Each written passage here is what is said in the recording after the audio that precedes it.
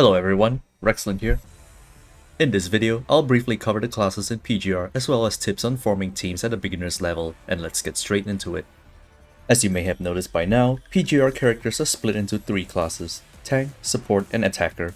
Each class plays a vital role in the team as to what they can contribute in the fight, and I'll provide an overview for each of them. Starting with Attackers, just like their name implies, they specialize in dealing damage in the team, usually sustain or burst DPS. They also deal moderate shield damage, which I'll elaborate more later. Simple and straightforward, a staple in most teams. They're the class you rely on for defeating enemies quickly.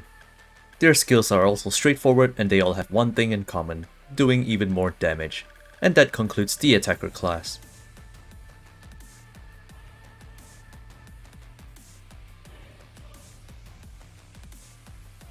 Next up, the Support class. Supports generally provide buffs and healing to the team.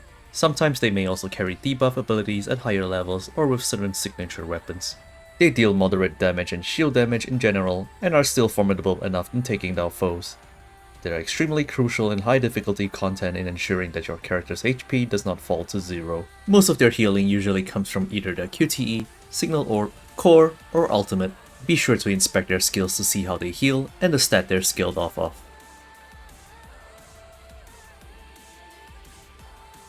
And finally, the Tank class. Unlike popular norms in the gaming scene, tanks in PGR aren't your conventional class where all they do is draw aggro and soak damage. On the contrary, the tank's job is to break armor as well as reduce defense or elemental resistances. On the topic of armor, it's the yellow shield gauge you sometimes see below the enemy's HP. What it does is that it grants 20% physical resistance and immunity to stagger for most enemies when it's active, so breaking it is crucial for physical teams. This is also part of the reason why memory rescue is slightly easier with elemental characters compared to physical, as elemental damage bypasses physical resistance and defense and checks with elemental resistance instead, so the yellow gauge can be ignored. All tanks come with the valuable class skill which applies a debuff on enemies, allowing them to take more damage just from getting hit by them. This applies to their QTE attack as well. Not to mention, on top of that, they also come with their own personal skills that reduce defense or resistance. Make sure to inspect their skills to know how they're utilized.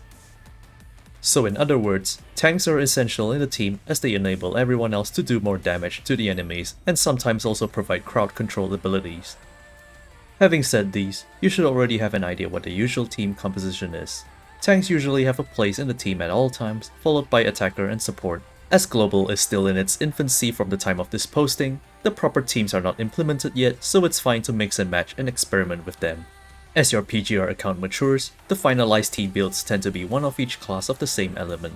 This is crucial as content such as Pain Cage and Warzone have specific buffs and weaknesses to certain elements, and having them will definitely help you score better. Not to mention, future content such as Babel Tower and other modes will also sometimes encourage specific elements. As this is a short guide targeted towards beginners, I won't go into too much detail on future teams, but here is a preview of what they'll look like in the first year.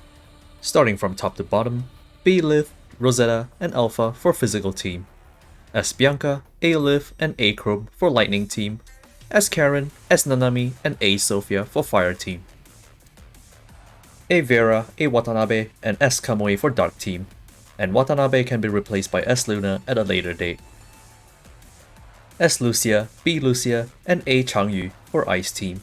Ice team gets more complete in the second year. And finally, Chu and Kamu for the compositor team. Compositors are powerful units that can only be grouped with one another and not with constructs, and they specialize in certain modes, and we'll talk about that in the near future.